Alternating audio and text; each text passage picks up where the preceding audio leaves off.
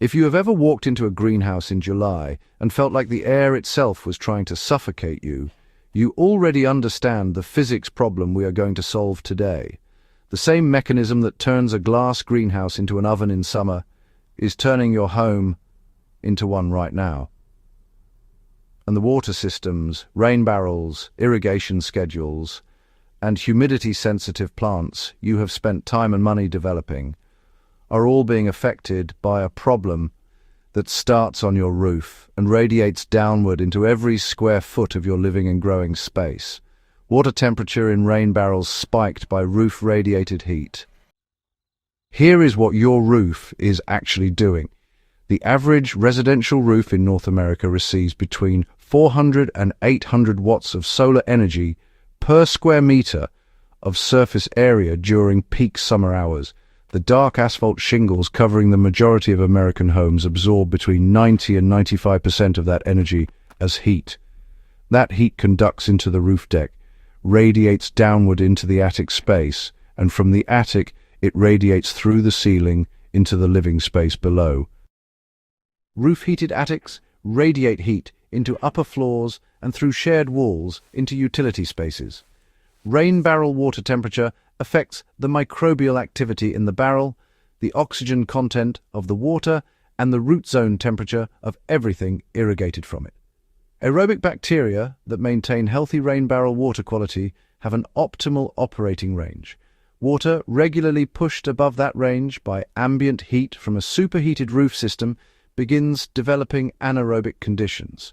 Any hydroponic or aquaponic practitioner who has lost a crop or a fish system to dissolved oxygen crashes in summer knows exactly what I am describing, and the connection to roof radiant heat loading is not one that most people draw intuitively.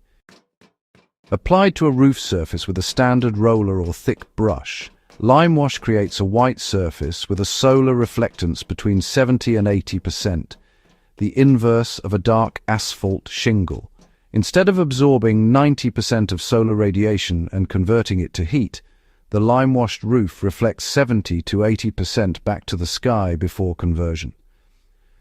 The difference in attic temperature between these two surface conditions in direct summer sun routinely exceeds 40 degrees Fahrenheit. A 40-degree cooler attic radiates 40 degrees less heat downward through the ceiling. The rain barrel in the garage shares a wall with an attic that is 40 degrees cooler. The basement, where you store your ferments and seeds, maintains a temperature closer to its natural seasonal range. The hydroponic reservoir in the utility room receives 40 degrees less radiant heat loading from the ceiling above it.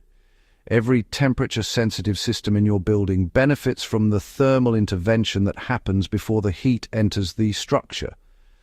Limewash weathers and requires reapplication approximately every 1 to 3 seasons depending on rainfall and roof pitch.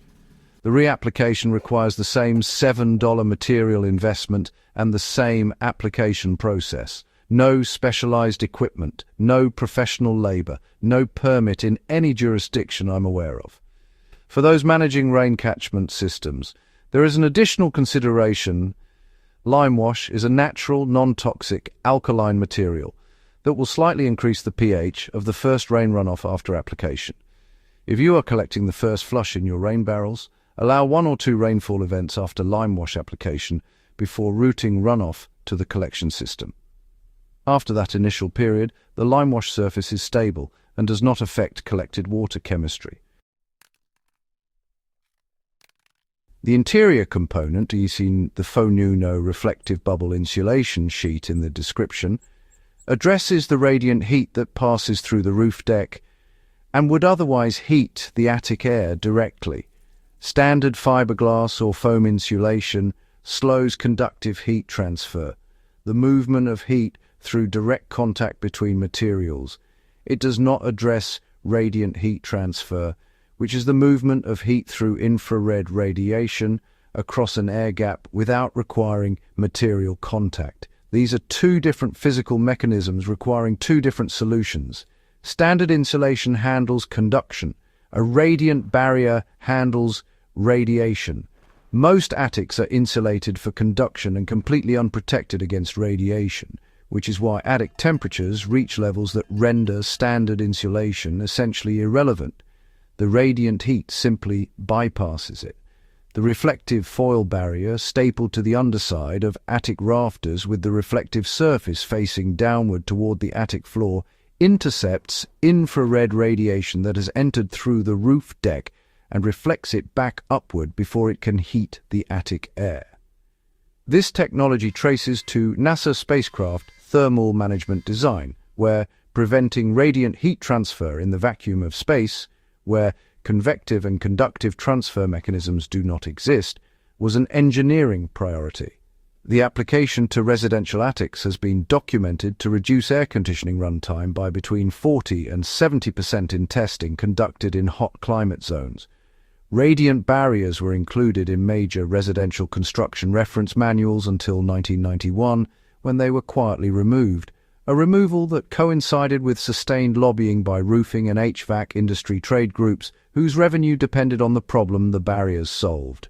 For the HydroHaven grower, the combination of exterior limewash and interior radiant barrier addresses the thermal environment of your entire building system, not just the personal comfort of the occupants. Cooler attic, cooler walls, cooler utility spaces, cooler water in every reservoir and barrel connected to that thermal environment, under $100 in total material cost, no operating cost, no electricity, no maintenance beyond limewash reapplication every few seasons.